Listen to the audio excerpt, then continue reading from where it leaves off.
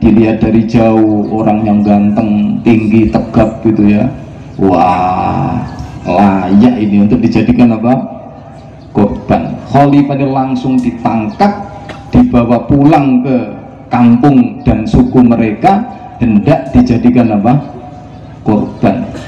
Kata Khalifah dalam hati, wah mati, mati, mati. Sebelum menonton video ini jangan lupa guys tekan tombol subscribe, like, dan share. Semoga subscribe dan share Anda bermanfaat. Terima kasih.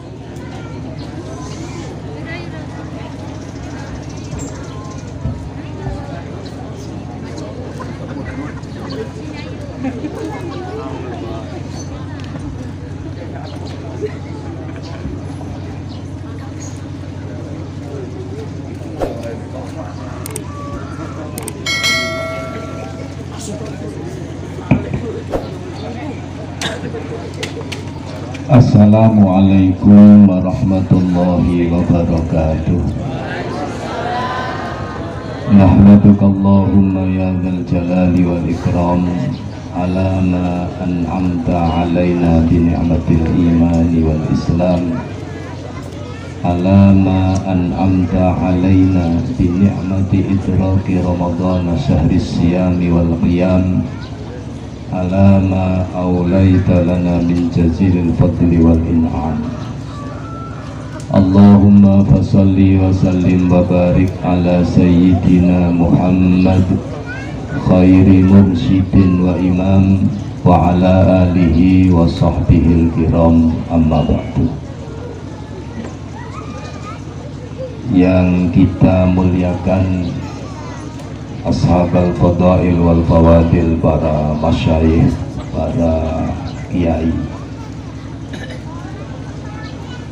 ashabal bait, ketua, pengasuh dan seluruh keluarga besar dari Yayasan Nusantara Al-Burhan yang kita hormati, para kiai, para asatid dari teman-teman alumni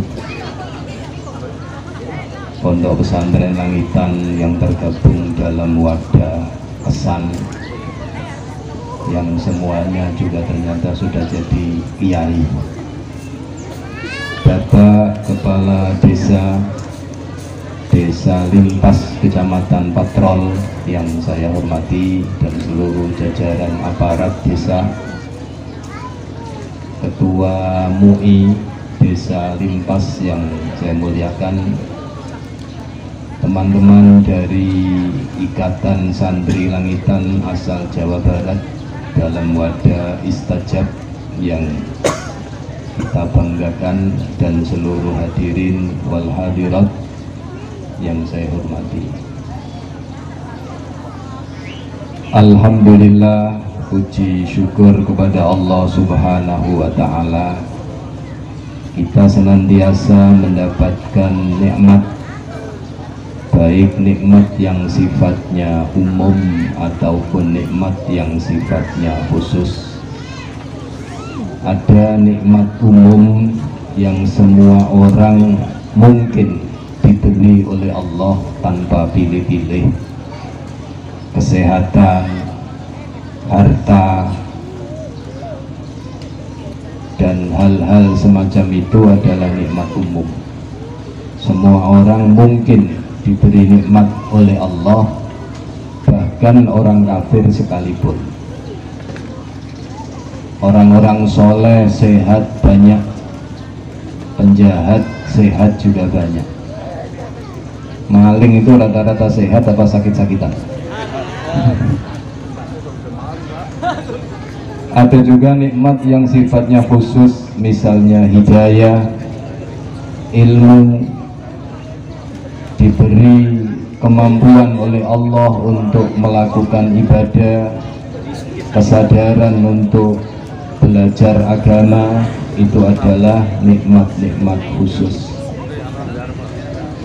Terlebih lagi kita mendapatkan nikmat, yaitu kesempatan menjumpai bulan Ramadan sampai akhir, sampai hari raya, Kita hanya berdoa semoga amal ibadah kita diterima oleh Allah Subhanahu wa Ta'ala, dan manakala ada kekurangan, kesalahan, semoga diampuni oleh Allah. Rabbana taqabbal minna innaka antas samiul alim wa tub alaina innaka antat tawwabur rahim. Hari rayanya disebut Idul Fitri. Sebagian orang mengartikan Idul Fitri itu kembali kepada kesucian, karena Al-Fitr lebih merujuk pada kata fitrah yang maknanya suci. Tapi sebagian ulama ahli bahasa marah-marah karena Fitr itu maknanya bukan suci. Di bahasa-bahasa fikih Fitr itu berbuka. Apalagi kalau dari futur maknanya berarti makan pagi atau sarapan. Orang sini bilang apa Pak kalau sarapan? Sama sarapan. Berarti Idul Fitri itu kembali sarapan lagi. Jadi wong Jawa balik sarapan maneh. Kembali sarapan lagi itu hanya untuk orang-orang yang selama sebulan tidak sarapan. Parahnya banyak orang yang tidak ikut puasa tapi ikut Idul Fitri.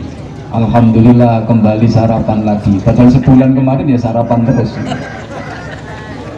Maka semoga kita sebagai orang-orang yang benar-benar bergembira karena diberi Allah kesempatan selesai melakukan ibadah. Soalnya hari raya itu mesti diletakkan oleh Allah setelah pelaksanaan ibadah yang relatif berat.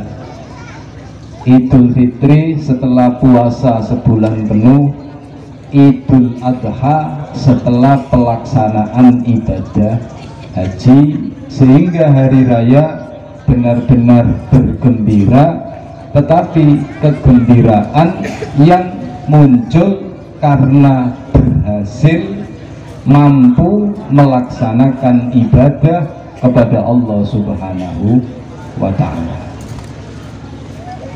Sehingga saya hanya bisa mengucapkan ja'alnallahu wa iyyakum minal aidin wal faizin. Mohon maaf lahir batin.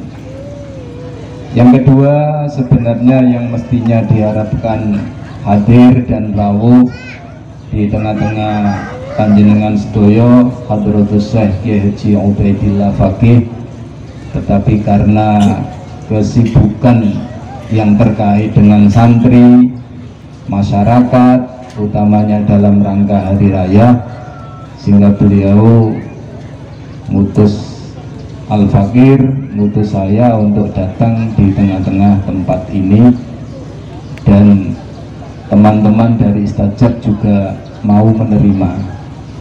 Saya yakin bukan karena melihat saya, tetapi karena melihat Hadratus Syekh Kiai Haji Ubaidillah Faqih yang bisa ngaji, bisa menyampaikan mauidho. Saya yakin di patrol ini nggak hanya ratusan, tapi ribuan. Dan saya sampaikan sangat mungkin jauh kualitasnya di bawah beliau-beliau, tetapi semata-mata ingin meneguhkan alaqah seperti yang disampaikan oleh Kiai Hanafi tadi ya, agar masih ada hubungan, masih ada alaqah dengan majelis masyayikh, sehingga saya datang ke sini dan alhamdulillah diterima dengan sangat-sangat baik. Kalaupun ada kekurangan dan kekhilafan dari saya pribadi selaku yang diutus oleh beliau di permulaan sambutan ini, saya minta maaf yang sebesar-besarnya. Hadirin para masyayikh, para alumni dan teman-teman santri Istajab, khususnya dalam rangka hari raya ini saya ingin berbicara tentang yang pertama, tentang kesalahan, tentang dosa. Adalah hal yang wajar, manusia punya dosa. Kita salah itu sesuatu yang mestinya ya biasa. Kullu bani adama khatta'un, kullu bani adama khatta'un. Semua orang itu punya potensi untuk melakukan dosa. Yang penting adalah bagaimana sikap kita untuk menyikapi dosa yang telah kita lakukan. Maka kita hanya bisa berdoa setelah berusaha, semoga setelah hari raya, setelah Ramadan ini semua dosa kita semoga diampuni oleh Allah Subhanahu wa Ta'ala. Rasanya sudah diampuni semua apa masih ada yang tersisa? Rasane ini loh, rasane ketok wis entek dosane nopo tasih enten dosa. Kenapa nggak dihabiskan kan gitu? Eman-eman nih. Sayang ya kalau dosanya habis.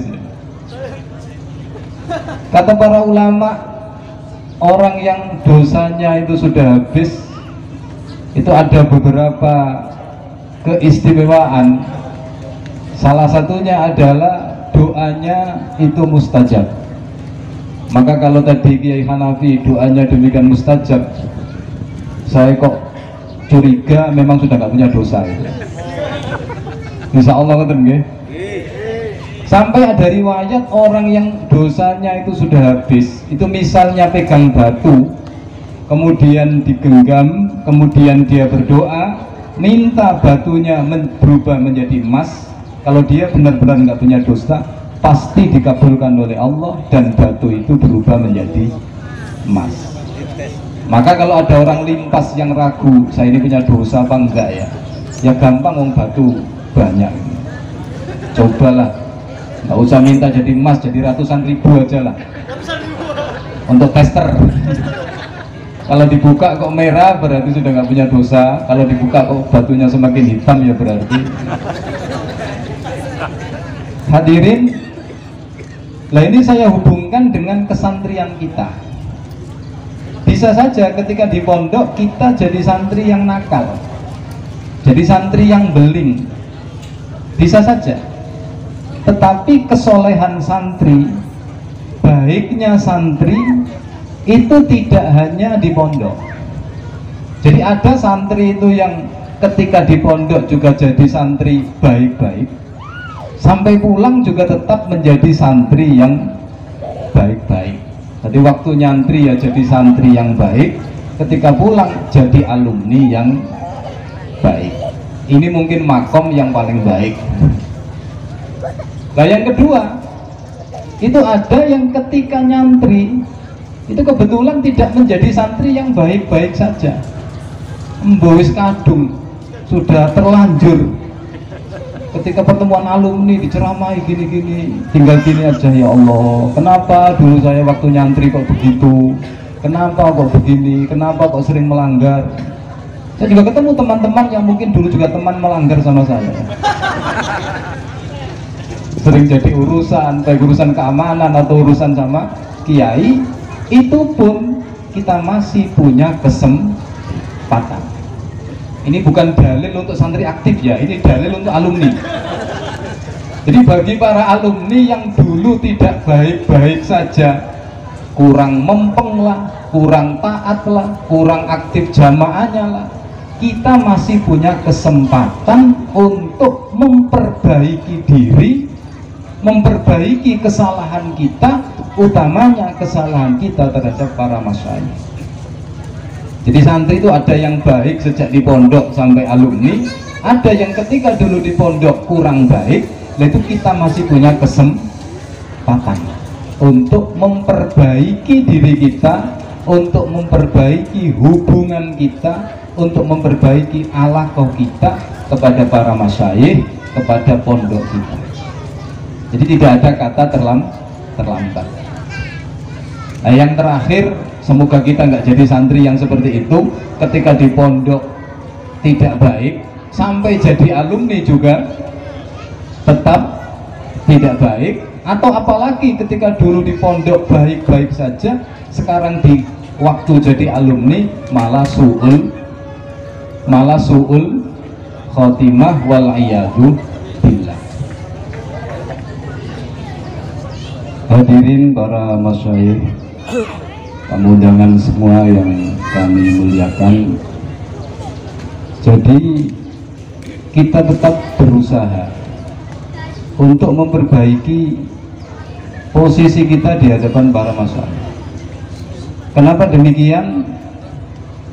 Karena sering sekali misalnya Hadratus Syekh Bayai Abdullah Faqih Allah yarham itu pernah dawuh dalam bahasa Jawa, lah ono santri tak sengeni kok malah ngado karo aku, ya tambah ado temenan.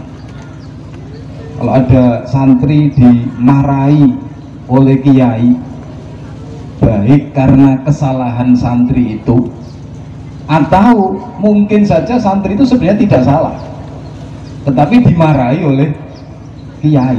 Itu kalau santrinya kok mengambil jarak, menjauh karena dimarahi, maka pasti santri itu akan semakin jauh. Maka baik kita itu fil hakikoh salah di hadapan kiai, atau kita mungkin tidak salah ketika dimarahi oleh kiai, ya kita yang harus berusaha apa? Mendekat. Sehingga sering sekali beliau itu membuat analog, membuat contoh perumpamaan. Ibaratnya kiai itu kayak ini apa? Pemancar radio. Waktu itu mungkin belum itu ya, belum tren HP, belum ada provider, belum ada apa itu tower, sehingga yang digunakan untuk contoh itu adalah seperti pemancar radio. Di gelombang yang dipancarkan oleh kiai ini selalu ada. Kalau santrinya mau nyetel radio mencari gelombang, ya akan tersambung. Meskipun kata Kiai Hanafi tadi baik 5 watt atau lebih turun lagi 3 watt, berapa lampu yang paling kecil akan tersambung.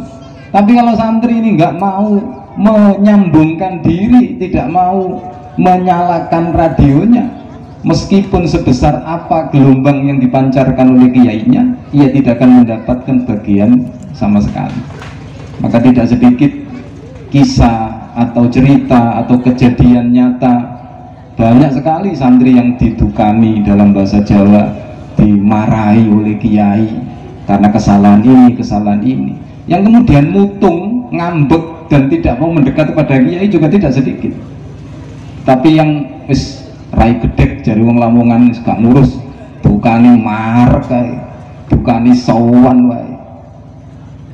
Saya itu pernah ya dimarahi, masya Allah, luar biasa marahnya kiai pada saya waktu itu bersama seorang teman, sampai diusir dari dalam itu sama Gus Mujafaki itu, cik cuan, oke Gus.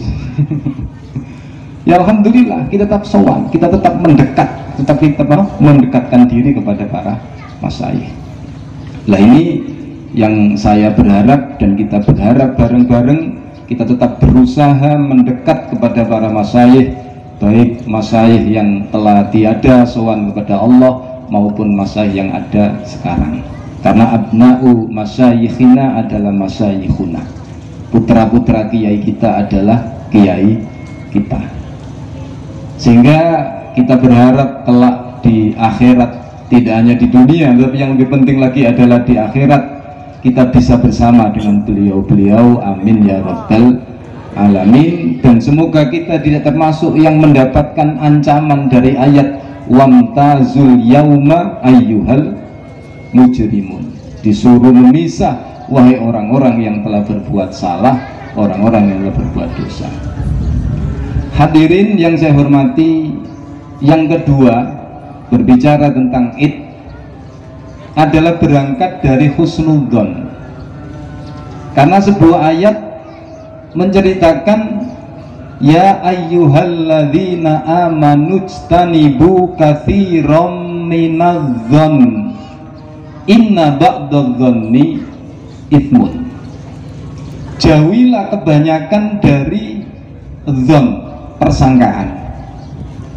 Persangkaan itu enten yang baik namanya husnudzon, Ada yang jelek namanya suudon, itu sebenarnya bahasa Arab dasar. Maka kadang-kadang santri itu juga keplecut, terpreset suudon sing apik po, suudon sing apik. Perasaannya suudon itu maknanya persangkaan, padahal suudon itu sudah lengkap, persangkaan yang jelek. Jadi kebanyakan dzon, persangkaan itu menjerumuskan kepada dosa. Tidak semuanya, tapi sebagian besar dzon itu bisa membuat dosa. Al-Quran membuat contoh.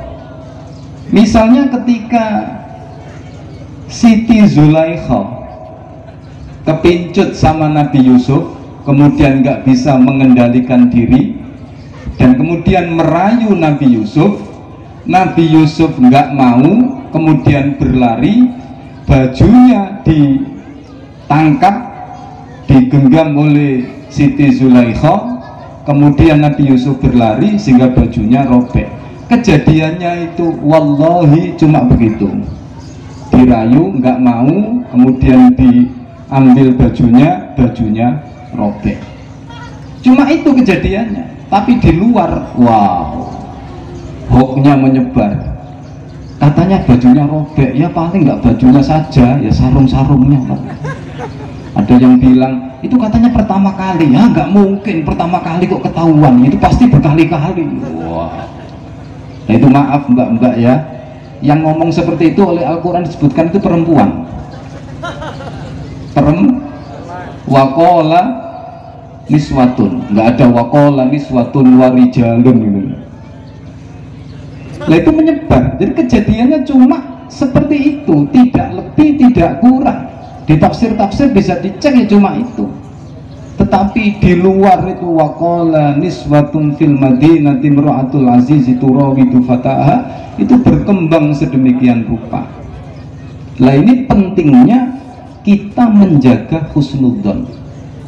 Husnudzon ini juga begitu, satu husnudzon kepada Allah Subhanahu wa taala.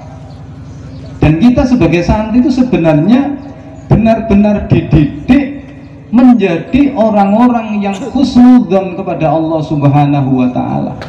Sehingga menurut kita Ahlus Sunnah wal Jamaah termasuk rukun iman itu termasuk bil qadari khairihi wa syarrihi. Ada non ahli sunnah wal jamaah yang punya i'tiqad bahwa Allah itu hanya menciptakan dan mengendaki kebaikan. Jadi Allah itu hanya menciptakan, menjadikan dan mengendaki kebaikan. Ini seolah-olah itu ya bela Allah gitu ya. Allah pasti berkehendak baik. Padahal sebenarnya ini ya diam-diam menjatuhkan Allah. Nah kalau Allah itu hanya menciptakan dan mengendaki kebaikan, padahal dilimpas ini banyak kebaikan apa banyak keburukan Pak Kepala Desa? Di patrol ini kemarin waktu Ramadan banyak maksiat apa enggak? Betul-betul nggih? Alhamdulillah. Di dunia ini kan kejelekan juga banyak. Kalau Allah hanya menciptakan dan mengendaki kebaikan, padahal di dunia kemaksiatan juga banyak. Itu kan perlu kita tanyakan. Berarti itu di luar kendali Allah. Jadi kayak Gusti Allah bilang, ini bagaimana ya Allah kok banyak maksiat? Entah, saya nggak bisa ngatasi ini. Kan begitu. Maka menurut kita amanna bil qadari khairihi wa syarrihi. Dan puncak keimanan kita adalah meyakini bahwa apapun yang ditakdirkan oleh Allah untuk kita semuanya adalah baik-baik saja. Ini disebut ridho bil qada wal qadar. Sehingga ada cerita itu ya, ada seorang khalifah punya wazir. Wazir itu kalau bahasa Indonesia sekarang apa ya? Kalau dulu zaman kerajaan semacam patih gitu ya. Kalau sekarang apa ya? Apa? Perdana Menteri atau apa? Jadi ini khalifah punya wazir, punya seorang patih yang sangat akrab. Lah patihnya ini imannya luar biasa, percayanya dan ridhonya pada qada qadar Allah itu luar biasa. Husnudzonnya kepada Allah sudah luar biasa, sehingga apapun yang dialami oleh wazir ini, dia hanya bisa berucap khair insya Allah. Ada kabar anaknya begini, khair insya Allah. Di rumah nggak punya uang, khair insya Allah. Dengar anaknya kecelakaan, khair insya Allah. Anaknya nggak naik kelas, khair insya Allah. Kadang-kadang wali santri itu, mungkin ini ada wali santri nggih, saya ingatkan kalau memondokkan anak itu ya disemangati, yang di pondok nanti ya yang mempeng, yang taat sama keamanan gitu. Sekarang itu banyak wali santri itu kok idenya begini, wis pokoknya gelem mondok Pak, wis gak mempeng gak popo, turah turu gak popo, sing penting gelem mondok. Niku wali santri ini seneng anaknya gelem mondok, gurune sing ngeluh, gurune sing ngeluh. Lah ini pokoknya khair insya Allah.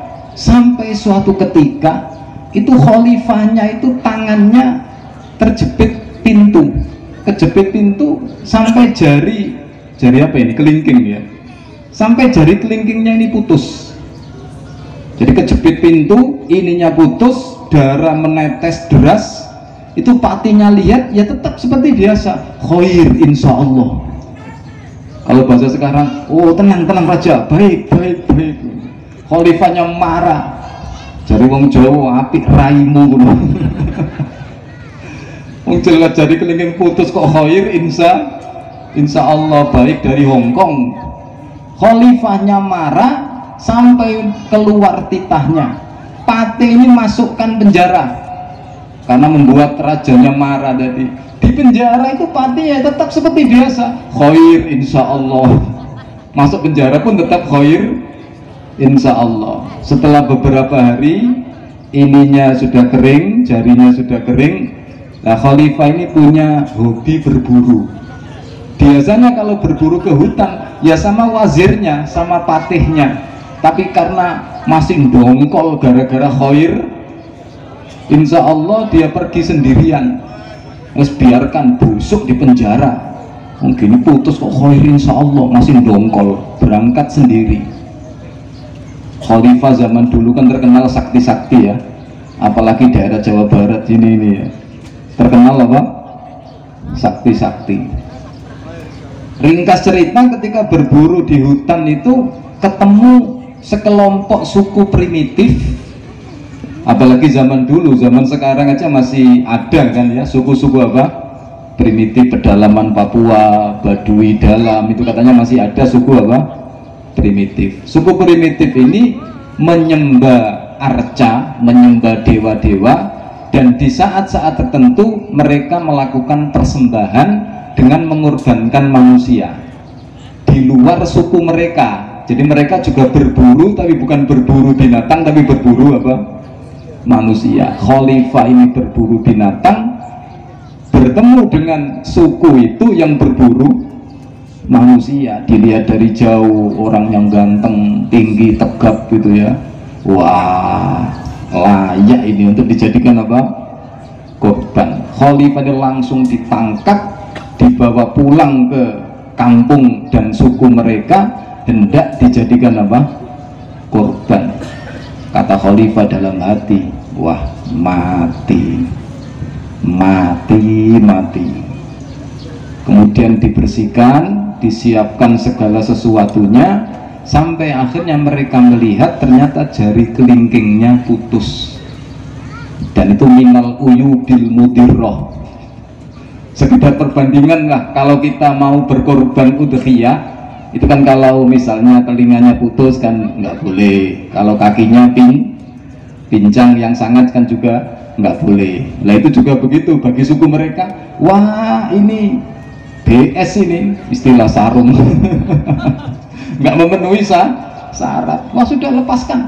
Akhirnya dilepaskan dan selamat. Saat itulah dia teringat ucapan wazirnya, khair insya Allah. Jari wong Lamongan, wih bener cangkeme patih ya. Ternyata bener omongannya wazir, khair insya Allah. Jadi gara-gara putusnya jari kelingking, dia akhirnya selamat. Maka pulang dengan semangat sekali. Begitu sampai di istana, keluarkan patihnya. Wazir keluarkan dari penjara sambil tersenyum dan tertawa. Wah, benar omongan sampean, khair insya Allah. Kata wazirnya, ada apa Paduka, ada apa Khalifah? Tercerita. Benar tahu kata saya, khair insya Allah. Kata Khalifah, sebentar, kalau saya jelas, istilah Kiai Hanafi tadi, hakul yakin sudah merasakan khair insya Allah. Tapi kalau kamu kan nggak enak ceritanya, kamu malah saya masukkan ke dalam penjara. Di mana letak khair insya Allahnya?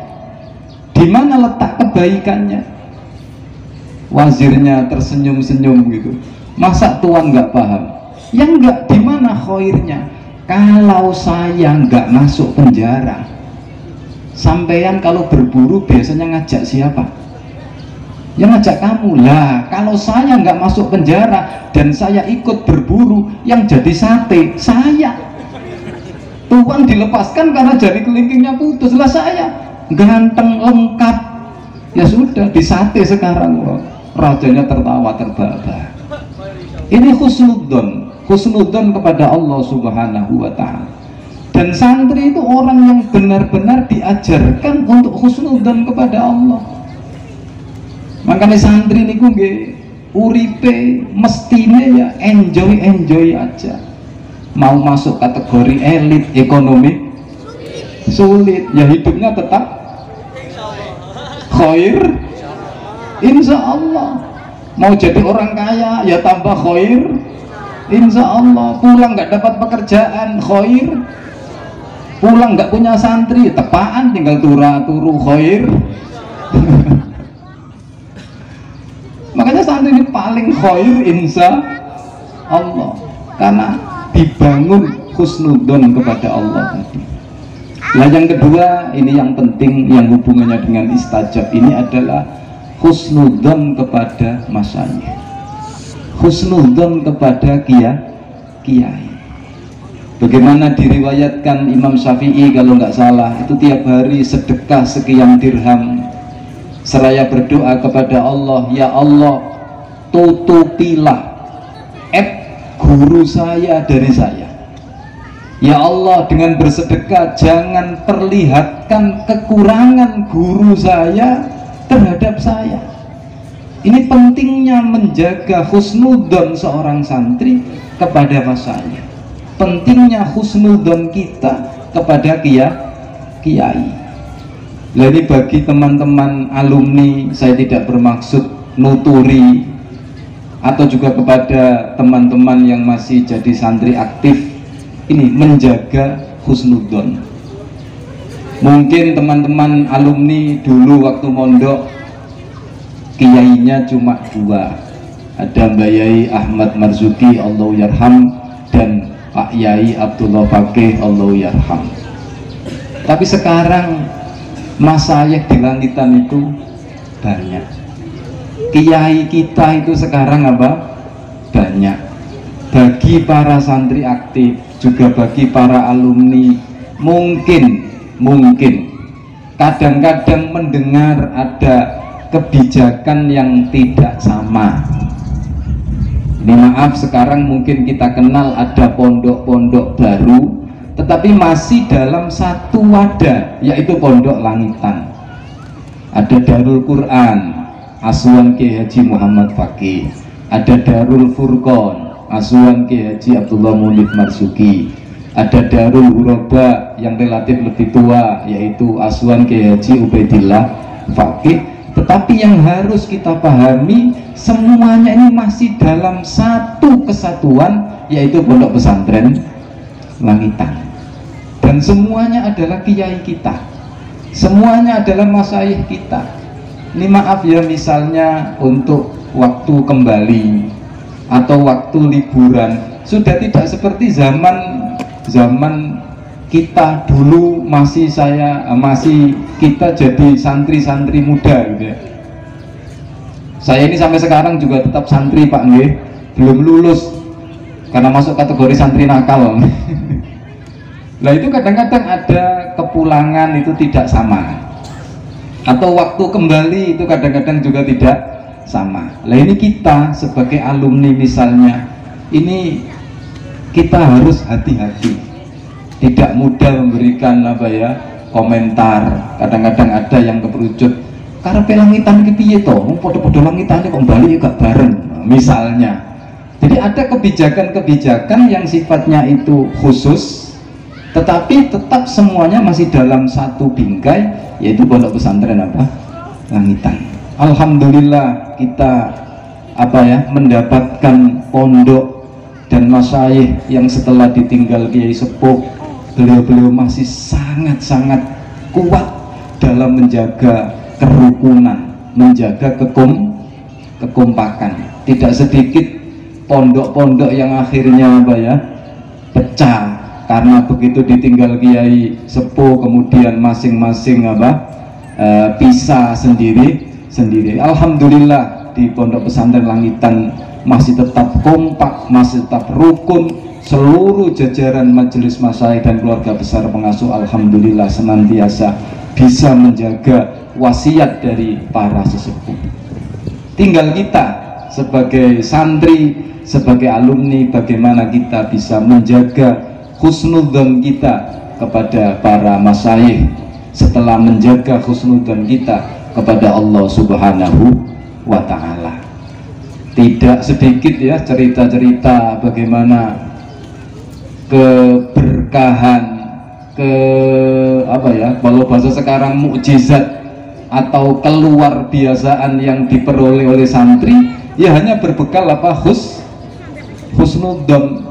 Bagaimana kalau dulu cerita-cerita orang-orang tua, ya hayyu ya qayyumu saja nggak bisa, hanya melafalkan ya kayuku ya kayumu, tapi hanya bisa menyeberangi sungai, hanya berbekal doa ya kayuku ya kayumu.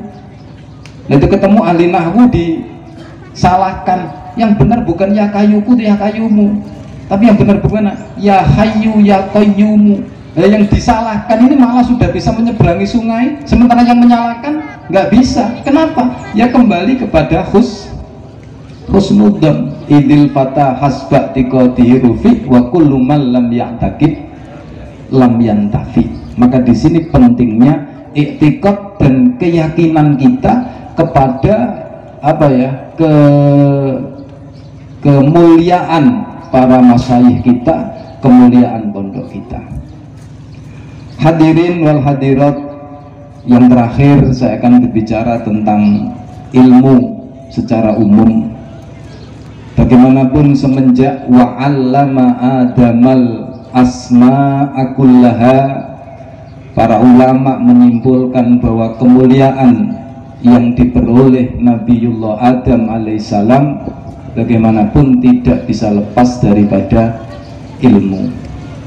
Dan semoga teman-teman santri yang aktif dan teman-teman alumni menjadi ahlul ilm, menjadi orang-orang yang masih berkutat dan tersambung kepada ilmu agama. Amin ya rabbal alamin. Begitu Nabi Adam dimuliakan oleh Allah sehingga ahlul jannah disuruh sujud penghormatan kepada Nabi Adam. Salah satu makhluk yang tidak mau sujud adalah iblis. Orang Indramayu kalau dengar iblis gambarannya bagaimana Pak ya? Kalau dengar kata iblis itu gambarannya bagaimana? Nggak bisa gambarkan ya. Saya ingat di kitab Imam Al-Baghdadi itu ada cerita, ada perempuan cantik gitu ya berjalan, kemudian disuiti sama seorang laki-laki muda gitu ya, sweet biasa tuh ya, ono bocah ayu disuiti. Santri apa mana jarang pedok wong ayu. Begitu disuiti ini perempuannya bilang hai gitu. Yang laki-laki semangat, wah ternyata bisa digoda ini. Mbak mau kemana? Mau jalan-jalan, mau nemeni? Ya maulah gitu. Akhirnya ditemani oleh laki-laki. Ternyata dibawa ke nakos. Nakos itu tukang ukir. Kalau sekarang ya apa ya, yang biasanya pas buat stiker di muk itu apa itu ya? Ini tukang ukir, pekerjaannya profitnya yang ngukir guci, ngukir keramik, ngukir apa gitu. Begitu sampai di tukang ukir, perempuan cantik ini cuma bilang begini, Pak ini. Kemudian tukang ukirnya bilang, oh iya makasih. Terus perempuannya pergi gitu aja, laki-lakinya melongo. Gimana ceritanya? Tukang ukirnya bilang begini, si mbaknya itu kemarin kesini bawa guci, terus nyuruh saya ngukir gambar setan. Terus saya ya bilang, maaf mbak, saya nggak pernah lihat gambar setan, jadi saya nggak tahu gambarnya setan. Mbaknya bilang, oh nggak apa-apa, mudah, besok saya bawakan contohnya. Dasar perempuan ya, terlalu ini. Itu gambarnya setan. Iblis itu gambaran kita kan, masya Allah ya, makhluk brengsek begini. Ternyata dari sisi keilmuan, dari sisi ibadah, rekor iblis itu mengalahkan malaikat. Jadi ibadah dan ilmunya iblis ternyata mengalahkan malaikat. Jauh lebih pandai, jauh lebih aktif ibadahnya. Tetapi ilmu yang dimiliki oleh iblis ini tidak diimbangi dengan ketaatan yang totalitas kepada Allah, dan tidak dibarengi dengan ketawaduan, maka akhirnya membuat derajat iblis terjerembab, jatuh. Maka ketika diperintah sujud, iblis ini sempat bantah kepada Allah, khalaqtani min nar wa khalaqtahu min tin. Ini logika iblis. Saya engkau ciptakan ya Allah dari api, sementara dia dari tanah. Api selalu ke atas, tanah pasti di bawah. Maka saya lebih mulia karena selalu ke atas, sementara Adam dari tanah, berarti tingkatannya rendah. Itu logika iblis. Ternyata logika ini salah oleh kenyataan dan salah oleh fakta secara empiris. Sampai sekarang harga tanah di Indramayu ini semakin mahal apa semakin murah Pak Lurah? Semakin mahal, sementara harga korek tetap 2000. Nah, ini logika-logika yang dipakai oleh iblis ini jangan sekali-kali kita pakai. Maka kita yang sudah diberi kesempatan oleh Allah untuk belajar ilmu agama harus menyadari bahwa kemuliaan ilmu itu tetap ada. Sehingga ada hadis misalnya, sodakotul ilmi afdalu min sodakotil mal. Sedekah ilmu itu lebih utama daripada sedekah uang. Sama-sama utama, sama-sama mulia, tetapi kalau ditimbang, tapi yang nimbang ini bukan kita, yang nimbang ini Allah, yang nimbang ini malaikat. Maaf, kalau dilimpas ini ada ibu-ibu miskin, tapi kemudian berangkat umroh, ibunya ini miskin, punya 2 anak, yang satu kaya tapi bodoh, maklum, contoh. Nah yang satu alim tapi bodoh miskin lah, pokoknya gak sugih. Akhirnya ibu miskin ini berangkat umroh, yang membayari 30 juta itu anak yang kaya. Lah yang ngajari cara umroh itu anak yang alim. Yang viral dilimpas yang kaya apa yang alim?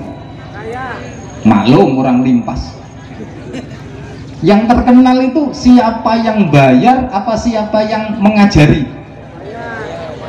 Wah, nah iya melarang kok iso umroh, yang bayari siapa? Nggak ada yang nanya itu ngaji pada siapa cara umroh.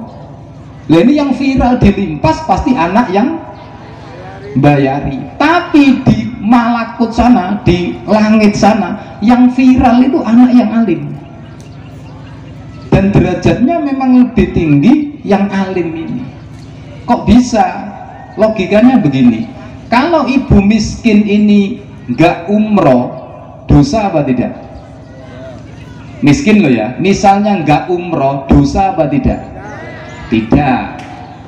Tapi misalnya dia umroh tapi nggak ngerti tata caranya, nggak paham muharramatul ihram, nggak paham apa yang harus dihindari ketika ihram dan lain sebagainya, bisa-bisa melakukan dosa apa tidak? Dosa. Maka anak yang alim menyelamatkan ibunya dari dosa, sementara anak yang kaya tidak sampai menyelamatkan ibunya dari dosa. Soalnya andaikan tidak umroh, toh ibunya nggak sampai dosa.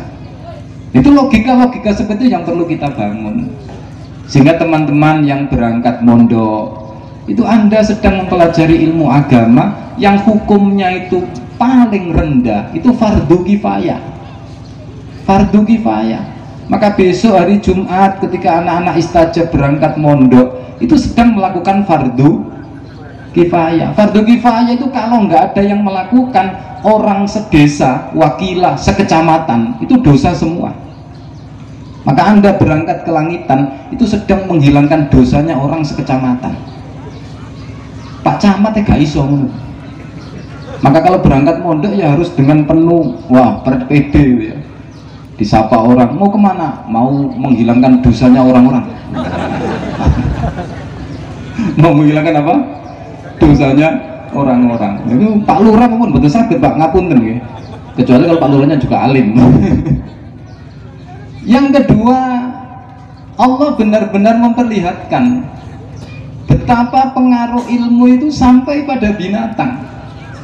Kalau kita belajar fikih itu ada al-kawasib al-mu'allam, al-jawarih al-mu'allamah.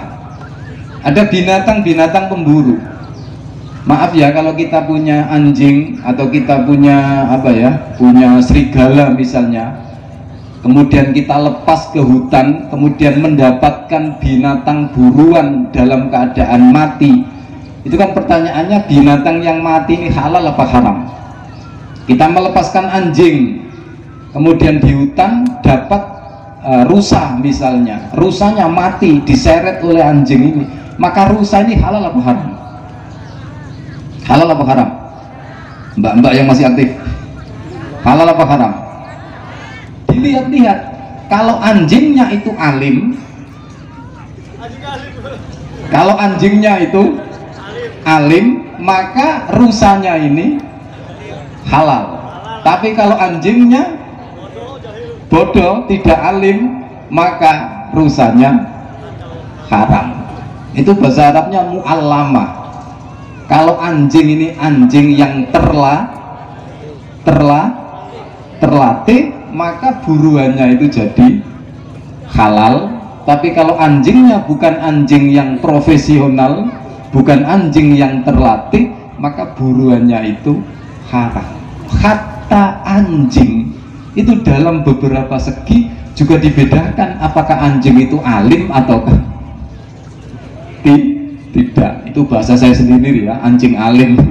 Kalau bahasa kitabnya al-jawarih al-mu'allamah, yang terlatih. Dan sekian banyak contoh yang memperlihatkan kepada kita betapa mulianya ilmu yang kita pelajari, ilmu agama yang sedang kita kaji, dan tetap dalam apa ya, dalam konteks kita husnudzon kepada Allah Subhanahu wa ta'ala. Bisa saja santri itu di rumah kehidupannya ya biasa-biasa saja secara ekonomi, biasa-biasa saja secara duniawi, tetapi kita harus tetap meyakini, kita harus tetap yakin dalam rangka mencari dan menyebarkan ilmu itu dengan cara memperkuat alaqah kita kepada para masyayikh seperti yang disampaikan oleh Kiai Hanafi tadi. Hadirin wal hadirat, para masyayikh, para alumni dan para santri sekalian yang saya muliakan, sehingga kehidupan kita itu tercermin oleh nilai-nilai yang dihasilkan oleh Ramadan, dimana kalau kita kembali dalam ayat ya ayyuhalladzina amanu kutiba alaikumusiyam kama kutiba alal ladzina min qablikum la'allakum tattaqun. itu yang dipanggil oleh Allah untuk menerima kewajiban puasa. Itu kan ya ayyuhalladzina amanu. Kalau orang fikih bilang maka puasa tidak wajib bagi non muslim misalnya. Orang-orang yang biasa membahas akhlak akan bilang bahwa orang-orang mukminlah yang punya potensi untuk menerima perintah dari Allah. Kemudian orang-orang dari segi disiplin ilmu masing-masing akan berbicara. Yang jelas ya ayyuhalladzina amanu ini adalah nida'u tasrif. Jadi kita mendapatkan kewajiban dari Allah untuk puasa itu justru penghormatan.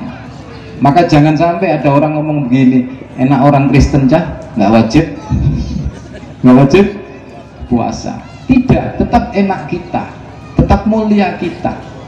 Nah, kenapa Allah memberikan kewajiban ini kok hanya kepada orang Islam? Karena orang-orang yang beriman itu orang-orang yang punya potensi untuk siap melaksanakan perintah Allah.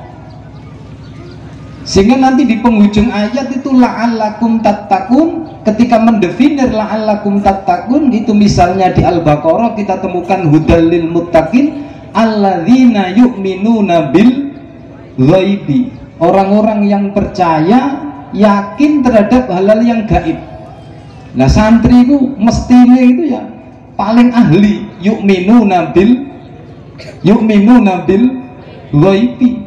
Tadi sudah cukup panjang yang disampaikan oleh Yai Hanafi tadi, bagaimana sesuatu yang asalnya bagi banyak orang itu mustahil. Kena alladzina yu'minuna bil ghaibi, tidak ada yang mustahil. Lah orang iman itu memang begitu, kadang-kadang kalkulatornya itu nggak pakai kalkulator made in China, tapi pakai kalkulatornya Gusti Allah. Bagaimana tidak, Allah katakan yamhaqullahu riba wa yurbis shadaqat, Allah menghancurkan riba dan menumbuh kembangkan zakat. Shadaqat ayat zakawat. Jadi zakat itu dalam perspektif seorang mukmin itu tumbuh, berkembang. Maka harta yang dizakati pasti tambah. Maka kalau orang limpas panen dapat 4 ton, dikeluarkan zakatnya 2 kintal, berarti gabahnya tambah apa berkurang? Pak, tambah apa kurang? Tambah kurang. Nah iya, ini tambah apa berkurang? Tambah habis. Bagaimana bisa orang disuruh yakin bahwa 4 ton diambil 2 kintal kok tambah habis? Iya ya. Itu kita itu diposisikan oleh Allah sebagai orang-orang yang bisa meyakini bahwa 4 ton dikurangi 2 kintal itu malah tambah. Itu kalau tidak yu'minuna bil ghaibi nggak mungkin bisa. Sehingga di ayat lain alladzina yunfikuna fis sarra'i wad dharra, orang-orang yang gemar berinfak baik ketika uangnya banyak atau ketika nggak punya uang. Sehingga kita mendengar cerita-cerita yang dekat-dekat ya, beberapa alumni contoh hidup sampai hari ini, misalnya Al-Mukarram Ki Haji Mas Buhin Fakih misalnya, betapa yakinnya beliau dan dibuktikan oleh tindakan. Kalau sama langitan, kalau sama kiai, masya Allah. Itu pernah diutus ya Ubed untuk pinjam uang ke dalam ya Buhin gitu ya. Waktu itu ya Ubed butuh uang gitu. Kemudian saya sowan ke Suci, ditemui Gus Muhammad Ma'ruf itu, sematur pada Yai Buhin, niku Yai diutus ya Ubed kaza wa kaza. Beliau dawuh, sebenarnya saya nggak punya uang, cuma ada sekian juta dan saya juga mau punya hajat gitu. Kalau nggak salah ngekholi punyai Ani itu waktu itu. Ya, tinggal beberapa hari gitu. Tapi sekawopo, gowon. Saya juga nggak punya uang dan saya juga butuh uang beberapa hari lagi. Tapi nggak apa-apa, bawa semua. Saya itu kalau habis direpotkan dalam tanda kutip, saya itu kalau habis direpotkan oleh Yeubet itu, masya Allah, balasan dari Allah itu luar biasa. Nah ini kalau contoh tiang sing mantep, nih duit dilongi itu aslinya tambah. Jangan sakit. Ini tadi loh 4 ton dikurangi 2 kintal malah tambah. Yang belakang jawab tambah habis. Nah hal-hal seperti ini yang semoga belajar dari Ramadan, karena kita dipanggil oleh Allah ya ayyuhalladzina amanu, mendapatkan penghormatan, mendapatkan kesempatan untuk berlatih sehingga keluar dari Ramadan. Moga-moga termasuk la'allakum tattaqun, termasuk alladzina yu'minuna bil ghaibi, termasuk alladzina yunfikuna fis sarra'i wad dharra, untuk Allah, untuk agama Allah, dan wasilah kita adalah untuk para masyayikh. Kalau boleh saya simpulkan, pertama, mari kita perbaiki hubungan kita dan kita tingkatkan alaqah kita dengan para masyayikh. Yang kedua, kita berusaha untuk terus husnudzon kepada para masyayikh, dan kita berharap akan bersama para masyayikh dunyan wa ukhra, amin ya rabbal alamin. Demikian, mohon maaf kalau ada kesalahan dan kekhilafan. Waffaqanallah lima yuhibbu wa yarda. Wassalamualaikum warahmatullahi wabarakatuh.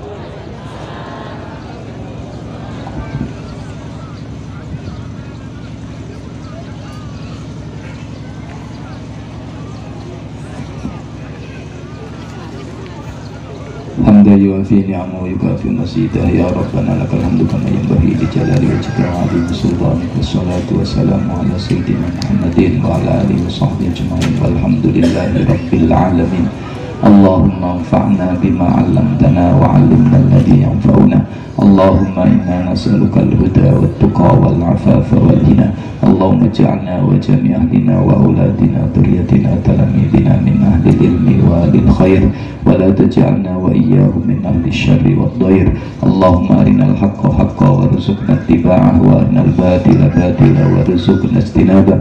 Allahumma ij'al hadhil buq'ah buq'atan mubarakah nafi'atan da'imah ila yaumil qiyamah, waj'al ahlaha aminin mutmainin muslimin malkhudin waffaqina lil khairat, waj'al masyayikhaha wa muallimiha minal muallimin al mukhlisin, waj'al dalamidataha minal ulama'il amilin. Allahumma aslih lana dinana alladhi wa ismatu amrina, wa aslih lana dunyana allati fiha ma'ashuna, wa aslih lana akhiratana allati ilaiha ma'aduna. Rabbi ja'alni muqimas salati wa min dhurriyyati rabbana wa taqabbal du'a. Rabbi awzi'ni an ashkura ni'mataka allati an'amta alayya wa ala walidayya, wa an a'mala salihan tardahu wa aslih li fi dhurriyyati. Allahumma asta'milna salihah warzuqna tayyiba. Rabbana taqabbal minna innaka antas samiul alim, wa tub alaina innaka antat tawwabur rahim. Rabbana la tuzigh qulubana ba'da idh hadaitana wa hab lana min ladunka rahmah innaka antal wahhab. Allahumma la tada' lana fi maqamina hadha dhanban illa ghafarta, wa la 'aiban illa satarta, wa la maridan illa syafaita, wa la hamman illa farajta, wa la daynan illa ataita, wa la hajatan min hawaiji dunya wal akhirati illa qadaitaha wa yassartaha. Rabbana atina fid dunya hasanah wa fil akhirati hasanah wa qina adzabannar. Wa sallallahu ala sayyidina Muhammadin wa ala alihi wa sahbihi wa sallam. Alhamdulillahi rabbil alamin. La hadratin nabi Mustafa Muhammad sallallahu alaihi wa sallam. Mandar lagi Ahmad sallallahu alaihi wa sallam. Kita sayyid